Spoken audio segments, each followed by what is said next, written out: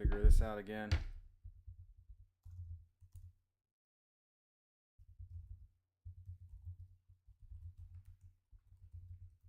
Where am I? I haven't done this in months. No, I'm not a robot.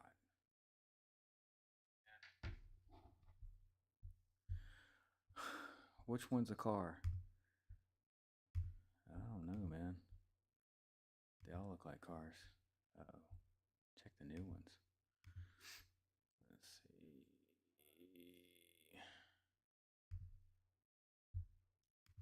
This thing's trolling me. I'm being trolled heavily.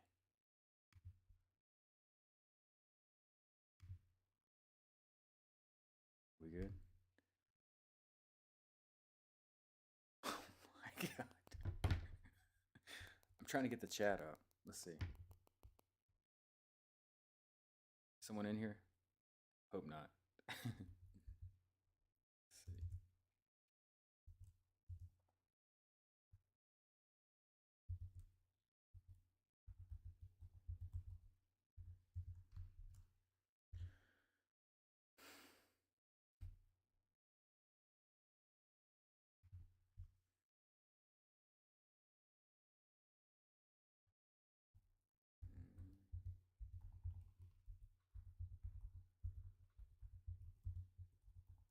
Can you hear me?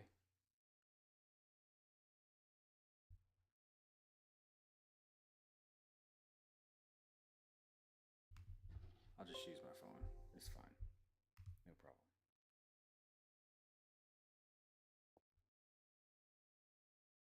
Wilhan, very nice work, Paul. Information is about JK, the original, and combos and training important. Thank you, man.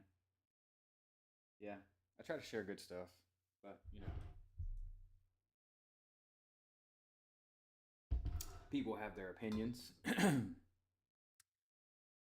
See, I'll wait for a few people to get in here. I'll be in here for a minute.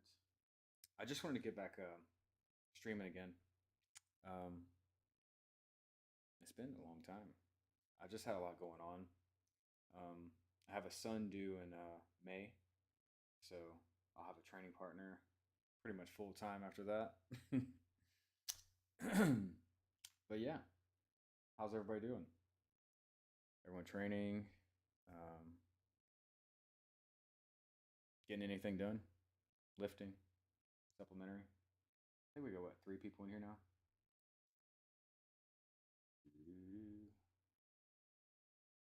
All messages. There we go. I'll probably do. I'm gonna try to do a review. Maybe just go over a few videos. People have been asking me lately. So let's see. Wait 1 second here.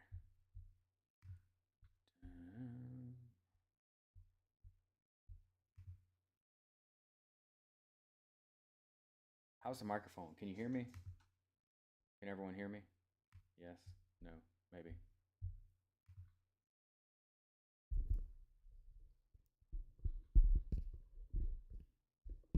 Can you guys hear me? I'm just double checking here. I don't know. Like I said, it's been a minute since I've done this.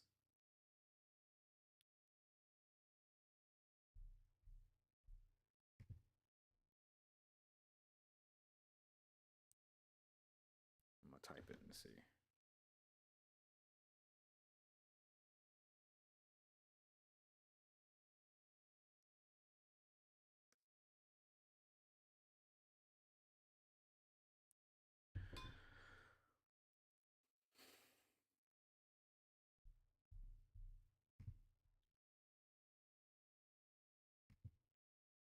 All right. I think you guys can hear me. If not, I'll try to fix it.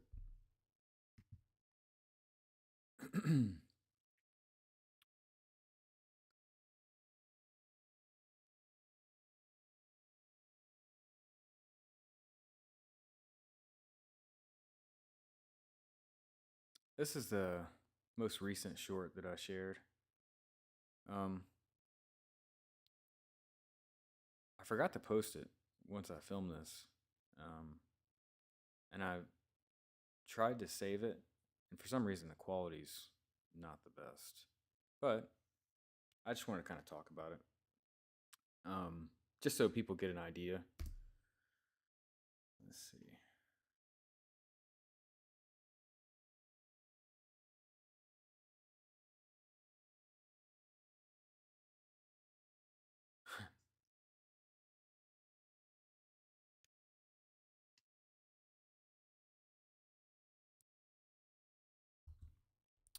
So yeah, this is just really a drill of attacking, and what Mike is trying to do.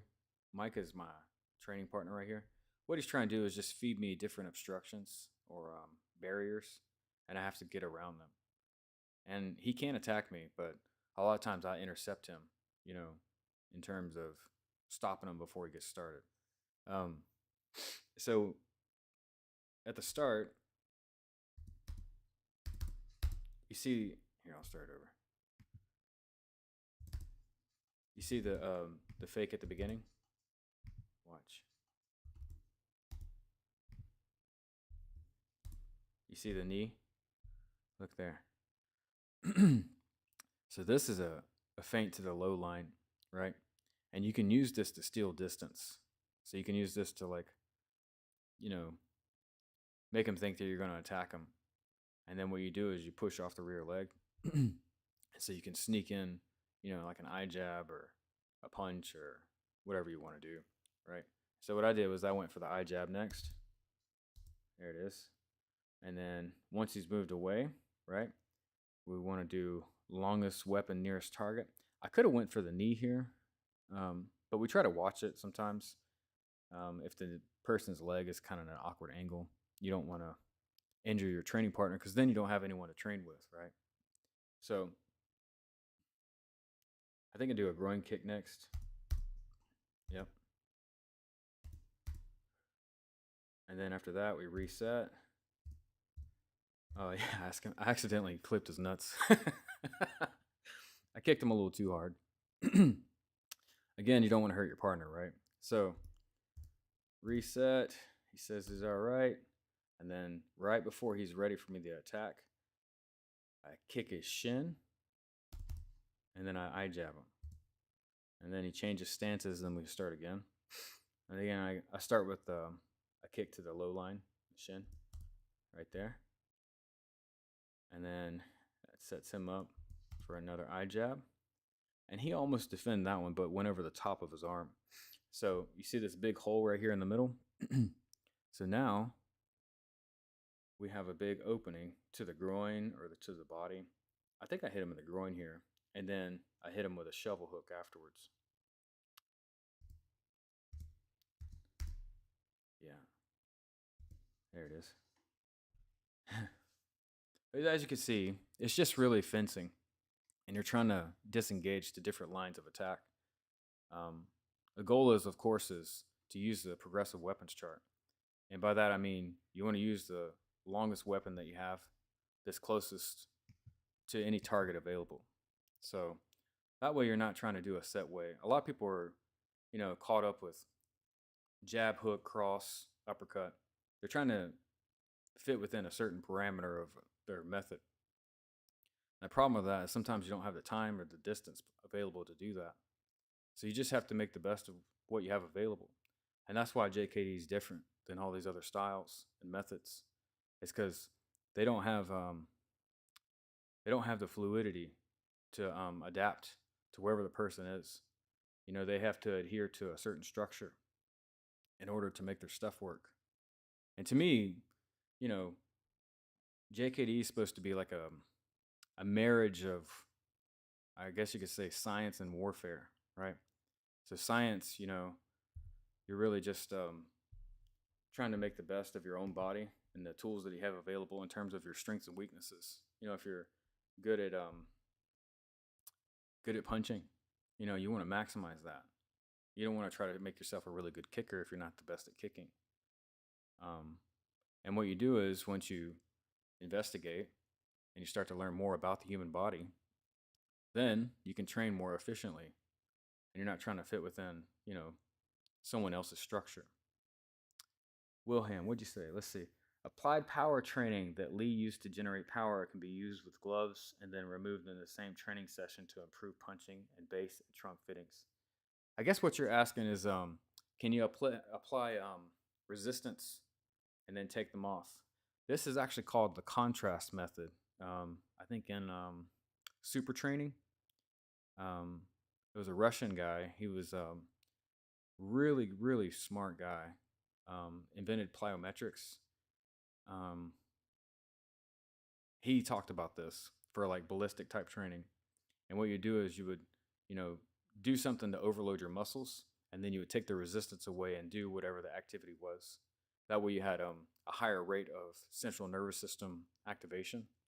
So you could hit harder, or you could move faster or more efficiently, So, yeah, not to get too sciencey on you guys. Let's see. I think Axel wanted me to watch this one. I don't know where Axel is. Let's see. Let's watch the whole thing first. It's only a minute and a half.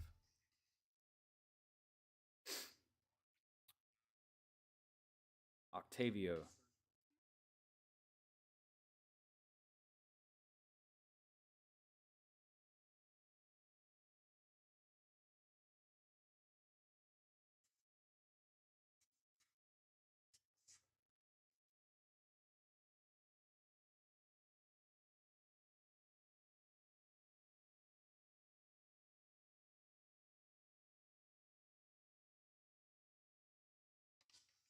Hey, no problem, man.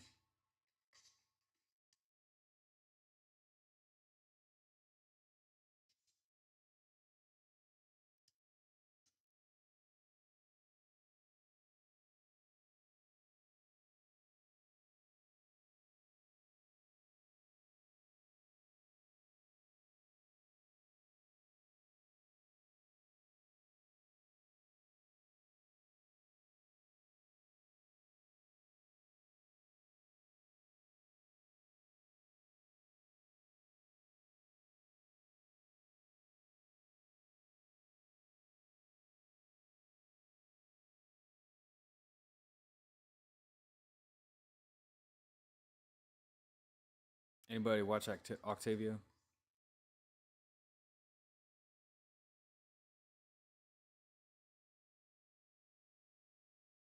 He's got some good attributes, huh? Don't you think? Pretty good. Let's see. Let's see. All right, we can go back. I'll try to do the best I can here with pausing it. Let's see. You got people in here now? A few. All right, so I was just gonna. Axel wanted me to kind of go over a little bit of Octavio's stuff, how it differs from the way we do things in IFO. I think he wanted to talk about some of the mechanics. So a lot of people that do JKD, I don't really hear them talk a whole lot about biomechanics. Now, I know the Ted Wong guys do some of it, but I don't hear about them delve into it too much, or they don't you know expand on it. Um, what Octavio's doing here, you see the structure that he stands is more like toe to heel. So when you stand toe to heel, your feet are kind of aligned to use both sides, right? So you can open the stance and you can use both sides. If you watch, let's see if I can, let's see. You see how his hip is forward right here? So he's aligned to use both sides right there. There's a time and a place to do that, but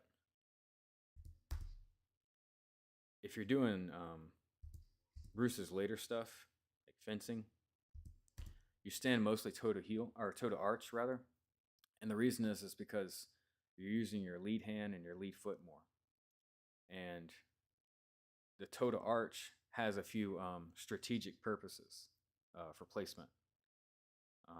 You can actually move forward and backwards faster than you can toe to heel. Toe to heel is kind of like a massive telegraph. Let's see. But if you're in a closer distance, it makes sense, right?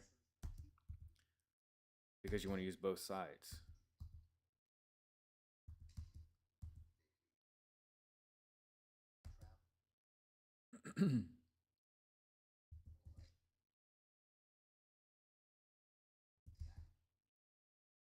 So, a little bit of difference on the timing here. If you watch, he turns his heel before his foot comes out. The only problem with that is that's a telegraph, right? You can't really get away with that kind of thing if someone's really trying to attack you. Let's see. You see how he's standing more square here? So both shoulders are more forward. This makes sense when you are a bit closer, right? But in JKD, we're trying to disengage. And the reason is because of reaction lag time. So if these guys were both in like touching distance, let's say he could touch him, and then the other guy, the bald guy, could touch Octavio, you would want to stand more square because you have to cover more. You have to cover more because your eyes are too slow to pick up the movement. If either side was to go first within touching distance, whoever goes first is going to win. And it's because your eyes you can't react fast enough. In other words, the way I like to explain it to people is like, imagine one of the guys had like a knife or a gun within touching distance. It's going to be whoever draws first, right? It's not going to be, you have time to do anything complicated at that distance. It's just not going to work. So what we do is when we get closer, we have both hands up and our feet are a little bit more square. And that allows you to use both sides, right? So it's more like a close quarters position. Now this isn't like I guess you could say like a rule. It's just like a guideline. So you're a bit safer. As you're a bit further back, the way he's standing right now, which is about 2 feet out from the opponent's lead leg. See, from that distance, he could have attacked his knee there, but he went to the body. That's the difference where, IFO would probably attack a more vital target. But again, it just depends on the person. You know what I mean? IFO, though, we really go for knee, groin, eye. Those are our primaries. If you miss one, you can go to a secondary. There's no hard, fast rule that you can't attack, a different target. And even, first and foremost, it's just that you want to go to those first if you're trying to end the confrontation fast. And people say, oh, well, it doesn't always spell success. If you kick the guy in the nuts, he can still fight. Well, sure. But you're going to kick him to the nuts first because that's your best chance. Your best chance is going for the parts of the body that cannot be strengthened, right? If you kick someone in the thigh, they can take it. They might be used to leg kicks. But most people, not saying everyone, most people, if you kick them in the nuts, they're going to feel it and it's probably not going to be good, But trying to get this kind of stuff across is like, talking to the wall to most people because their reference for martial arts is mostly TV.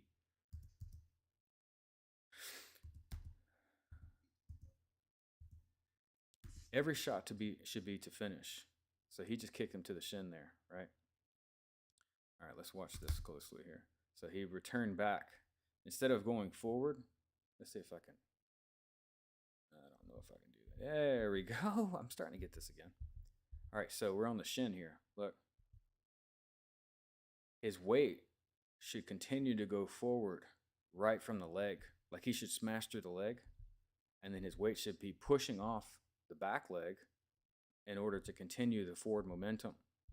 But he took a step back, right? So what he did, it's not that this is wrong. It's just that maybe there's a more efficient way of doing it, right? Let's see. Guy's fast though. He's really fast. Oh, the volume's low? Thank you, thank you, thank you. Let's see. Hold on, I'll fix it. Give me 1 second. Do do do. How about now? Can you hear me now? Yes? No? Maybe? Please and thank you. You were a Wing Chun Fat Chun student, instructor level, ended up abandoning style because of limited strength work. There were no sparring, so zero development. Cardiovascular. Yeah, so like the thing with JKD is that you're really trying to improve your performance of your body because there's no set method, right? How about now when I talk into the microphone? When I talk into the microphone, I hear like an echo. Bartron, how is it when I speak a bit more into the microphone?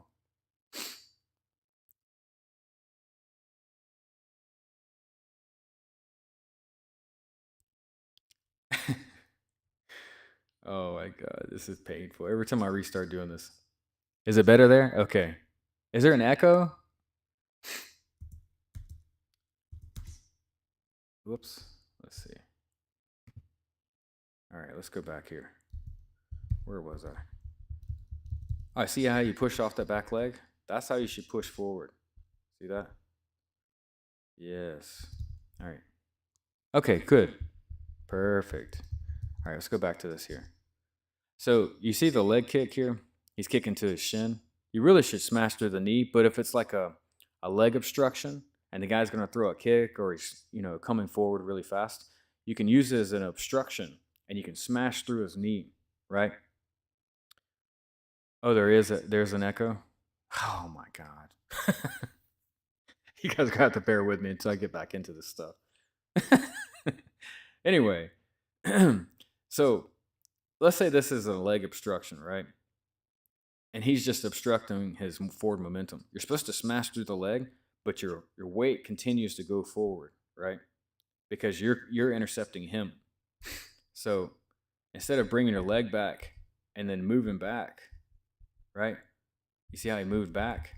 You should continue to go forward from that position. So right here, he should fire his lead hand or his left hand, his rear hand, into the next target from there, because you don't want to have any wasted motion, right?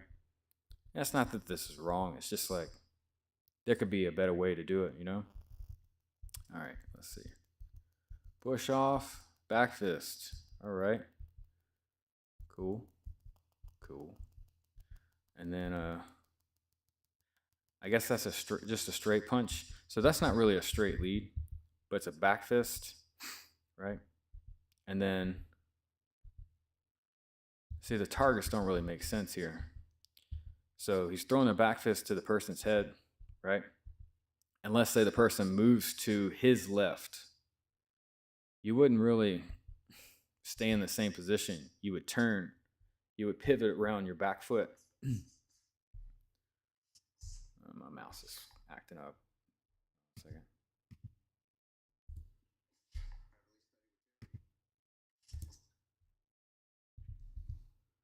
Let's see here. Come on.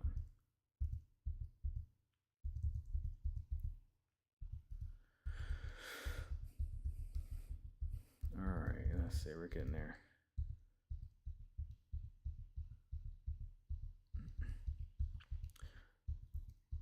All right, so you throw the back fist. You throw a lead straight. It's not that it's wrong. It's just not safe. Because again, you don't want to be right in front of someone. So what we do is when we feed the mitts, let's say I'm feeding the mitts, and this is a lead, and this is the left hand of someone. You want to move to the outside, right? So you want to move to the outside of their punches or wherever they can attack you from. Let's see. And then he throws a left, and then another right. Whoops. Another right, another left. It's not bad. The issue is like a lot of people headhunt so they attack just the head. What we do is, if you watch my clip, the one I was playing earlier, let's see, let's go back to it. Watch how I change levels here. Watch. I'm probably not gonna be able to pause it, but you see how I change levels each time? Each time I'm changing to low, medium, or high. Low, middle, high. Low, high, middle. Low, high, high. Low. Low, high, high. Right? You see that? So you should always be trying to change levels. And the reason is because it's harder to defend against. If you constantly attack someone's head and they have a good defensive measure, or like they're really good at evading, it's not safe to do because they can counterattack you. Avmiri, I didn't tell anyone.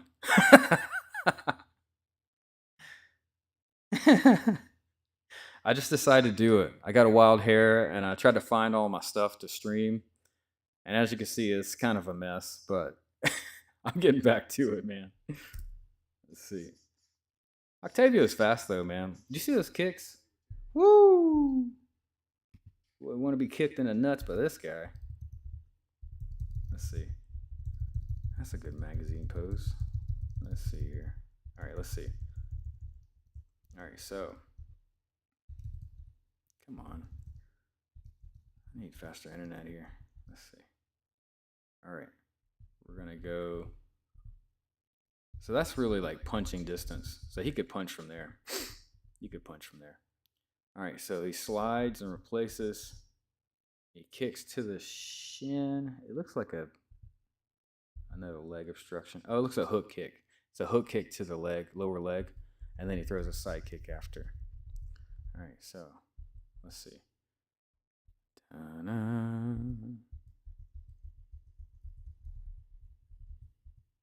Come on, Octavio. Let's see. I do like his side kick, though. All right, so that's the front kick to the lower leg. And then he touches down and side kicks after. So that's a good level change, right? But you want to go to, you don't want to kick to the body. That's like if you have to kick to the body, right? But most people, they kick to the body because that's just what they're used to training. You want to kick very vulnerable targets, the groin. Sometimes if the guy's behind you, though, it makes sense to kick to the body because you don't want to miss the leg because they might step forward with the wrong leg. Like let's say you go to attack their right leg and they step forward with the left leg. Fast, though. Fast man. Let's see. What is this? Let's see here. Boom. Pulls the hand. See, he could be punched there, though. You have to be really quick with this kind of thing. To grab someone and hang on, they can feel everything that you're doing. So if you grab someone and you try to pull them, there's a good chance that they're going to come forward and try to punch you with the other hand because they're trying to attack you. Now, if this is like for sport, they might not be ready for that kind of thing, right? So, anyway. All right, so kick to the body again. He's not wearing a groin protector. It's okay. All right, so he uses the left hand to pack and then throws the back fist, right? So the lead leg's checking the front leg. So this is what I'm talking about, the stance. You see how he's positioned here? It looks like he's standing toe to heel. So you can see that there's a telegraph from even if you're really fast, you can see the rear leg move because he crossed a step. You see? You could be punched or kicked right there. Do do do do do do do do do do. Right? So you could see that, and then someone could close in and punch you or kick you or grab you or whatever they want to do. So I wouldn't do that one. It's not the most efficient. If you're really fast like this guy, you might be able to get away with it. But why take your chances, right? I wouldn't do that. He throws the lead hand, and then another kick to the leg. Yep. Anyway, Yeah, I just wanted to get on today and kind of talk to you guys. I haven't had a lot of time to do this kind of stuff. I've been training and working and got a little boy on the way. So, busy man. How's everyone doing? We got a few people in here now. Everyone been training a little bit? I promise this will be better next time.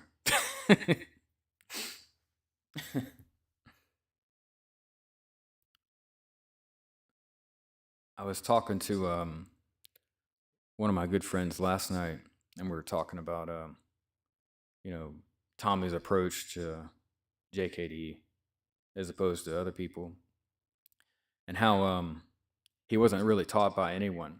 You know, he's had like Bruce Lee students to kind of give him advice and I guess point him in the right direction in some regards, but he's mostly self-taught. Like I would say, probably more than 90% self-taught, um, which is totally different, right? I mean, if you're thinking about like in terms of teaching and execution, all those things, the understanding, it's different level. And if you look at the way he moves, it's totally different from all these other guys. Whatever you want to say about him, if you say that he, talks bad about people or whatever, you have to think though, this guy is completely self-taught. So what kind of confidence is he going to have? If he can move really well and he's explosive and fast and sudden, and most people couldn't stop his attacks on the first move, what do you think he's going to be able to say? You know, and a lot of people say, "Oh, well, you can say things nicer." It's like, well, if someone has that much confidence in themselves and they're an honest person and they train relentlessly for decades, they're not going to beat around the bush. You know, that's a you problem.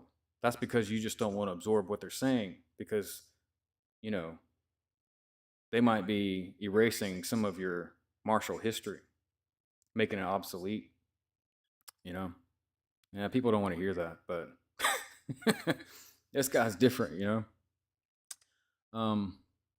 Yeah, I would say IFO is a bit different in that regard. You know, the way he teaches is very, very effective. It's actually helped me a lot in my coaching for weightlifting. Like I just start people with like the bare surface of the fundamentals, and we layer it every step. Every bit is like a layer. It's almost like you could teach it so well that a kid wouldn't understand it if he just went through the proper steps. You know, um, and he actually has logic and reasoning for each thing that he shows you. For like the stance, the construction of the stance. Most people don't know the proper distance of like how you should stand, and it really is just taking a step forward with your legs. Like it's you know unique to you because it's the length of your stance. And again, you don't want to have your knees too bent. You don't want to have them too straight. You want to have nice pliable movement of your legs, and then the placement of your feet. That's part of all the structure. He tells you how to keep your knee in front so you don't have a vulnerable groin target. You keep all the right things protected. Another thing that kind of gets on his nerves, a lot of people think that you have to have your hands like this all the time. And this is an MMA type thing, I think. Most people in MMA like to stand like this or like this here. And it's like, well, that's one way, you know. But sometimes people attack you from underneath, you know. So a lot of people are expecting attacks from the outside, which is okay. But sometimes people can throw a punch and it could come up underneath for a kick. And if this is not in the way, if you don't have something protecting it, you're probably going to get caught. My best move or technique, I don't know, man. Probably the most natural for me would be my back fist. And it's also probably the most versatile attack, other than the finger jab, because you can throw the finger jab like a back fist. You can flick your hand out like that, but you can just flick your back fist and it can wrap around things. See how it can wrap? That's what's good. And you can attack behind you with it. So if there's someone behind you, you can attack them high, you can attack them low. You can even attack to the front with it. You can go top down. You can use a hammer fist to the side, right? It's really versatile and natural for me. Um, People might say other things are better for me, but I think the back fist is probably the most natural. Um, yeah, so back to the guard thing. Like, a lot of people think that your hands have to stay this way. You don't have to keep your hands high all the time. Why don't I make videos like Thomas, like instructionals? Because I don't have anyone here to do them with me. I moved to a new location, and so I'm pretty much here by myself, just training people in weightlifting. So I don't have like a partner or anything. I'm just solo training most of the time. I'll probably move in a few months. I think I'm gonna move north to a new state. I'm just kind of waiting on a confirmation before I do. Yeah, teaching a bit. I will. I just have to coach a few people and tell them how to stand and what to do, and you know, all that stuff. A lot of this stuff people don't realize it takes a lot of time to absorb and understand. Like even just feeding mitts, you know. He doesn't show the footwork, the real footwork. Oh, he does. He just doesn't demo everything in like real time, like real speed. And that's what people always comment and say, oh, this would never work, blah, blah, blah, blah, blah. Yeah, it's because he's demonstrating. It's just a demo. He's showing you what you need to do. You have to do it at the right time, and you have to do it fast and explosive. But all the stuff that he shows is correct. There's nothing that, you know, it might be stuff that's more natural to him, if that makes sense. Because his arms and legs are like 20 feet long. What's Thomas, like 10'8"?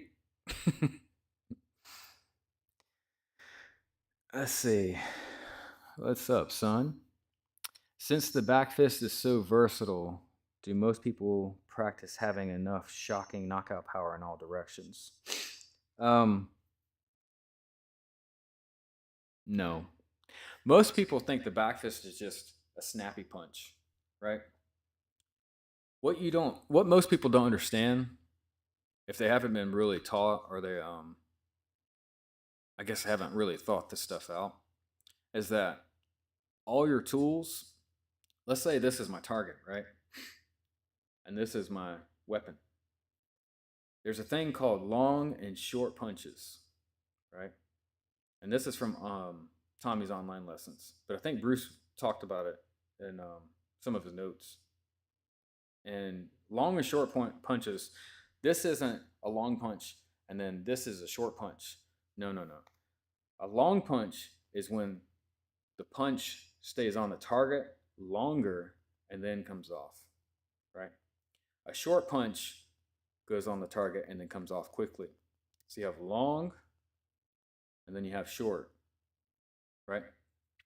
It's up to you the depth of the penetration, how far you go in, right? Do you go all the way through? Are you hitting at the surface? Or are you penetrating a few inches and then pulling out, right? So these are things to consider, and they can be used for all of your tools, whether it's a finger jab, whether it's a lead punch, whether it's a back fist or a rear punch or even a hook, right? You can even do it with your kicks. But you have to understand body mechanics in order to get more force to your shots. And that's why, I was talking about earlier, like a lot of people don't talk about too much in body mechanics because you have to use your legs in order to get your weight into the target. Most people use rotational force. They're turning their body, right? They're getting good rotation. Some of them aren't getting good rotation, but the point is like, you need to be moving forward into the target and then rotating. And lastly, your weight needs to fall into the target. So those are the three forces: linear, rotational, right? So like turning. So you're like turning your whole skeleton. So your whole skeleton is going into the target. And then if you understand gravity, your weight is falling into the target. So like a projectile, where all the weight is falling into the target. Whoops. I knocked some shit over. Hold on. So the idea though is like you want to combine all three, right? And then you can take something that's not really that powerful, like a back fist, and you can apply all of your weight into it.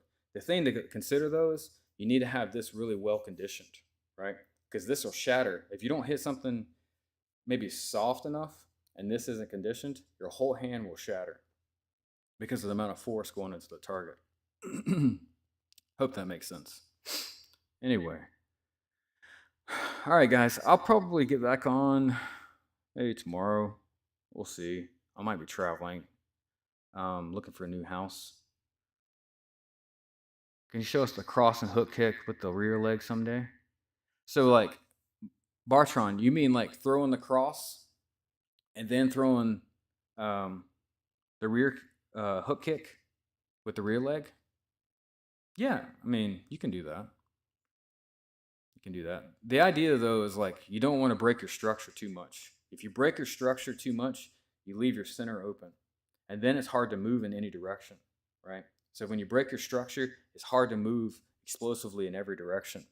Because sometimes you might have to move in a direction you didn't anticipate. And it's just because the time that you have available, you have to go that way. I hope that makes sense.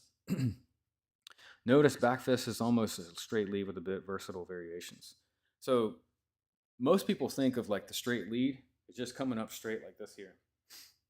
The straight lead can go this way. The straight lead can go this way. I talk about this all the time. Anytime I do like a video and I'm talking, that's why we don't really get too hung up on techniques. What's up, Thomas? I was just about to leave, man. I have to go pick up my fiance from work.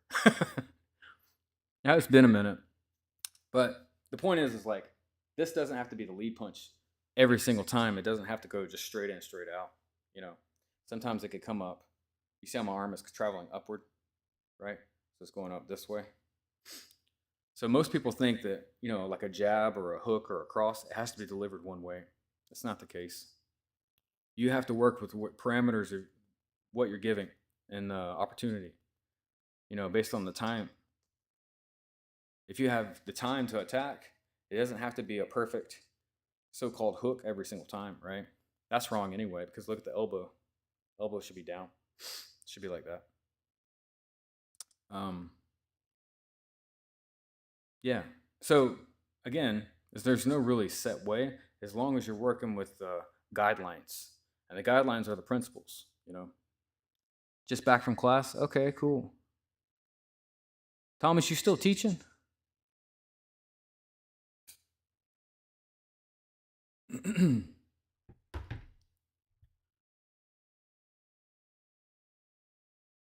I love this cup. I love my clients. Look, it made me a cup. Pretty cool. Tommy needs to do a movie short with a deep fake Bruce Lee before he gets older. He's already older. Don't you watch his videos on Facebook? The guy's a character, though, man. That'd be fun to watch, though. People would go, "Oh, that's not Bruce Lee." Nope, it's a Scottish man. Cool, Thomas. That's awesome. I'm glad you're still teaching, man. I might be moving here in a couple months, so let's see. 15 guys? Dang. That's really good. I wonder if all the promotions are helping you. Like, you know, the videos and stuff that you share. I wonder if that's helping.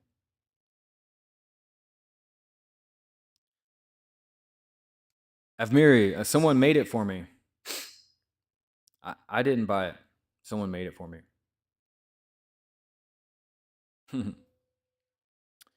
All right, guys. Well, I'll probably be back on definitely next week because I got to get back going doing this stuff again.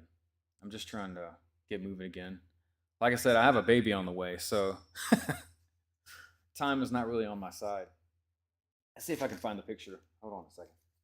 I don't think I posted this on here. Let me see. Where is it? Is this the new one? Let's see. That's the old one. Hold on a second.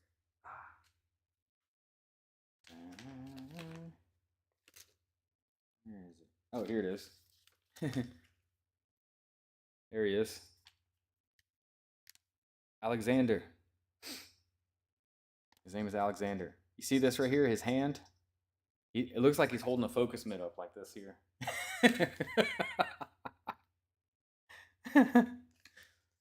Oh, man. Pure beginners? Okay, Thomas. That's okay. You're helping people out. Thank you, man. I appreciate it. John, how close are you to detecting emotional intentions? I can do it. It's just, I don't know, man. I don't have a lot of people to train with, you know? So I have to kind of work on that thing on my own. Let's just say if I get a funny idea, I'm not going to be waiting or hesitating. We'll ask questions later. He said, life after that will change. Tell me about it, Thomas. The wife and the boss. Yeah. Hey, appreciate it, Steve. I'll catch up with you guys soon. I gotta go pick up my wife before she kills me. But I'll talk to you guys soon, I promise. I'll get back on. All right, guys. Till next time.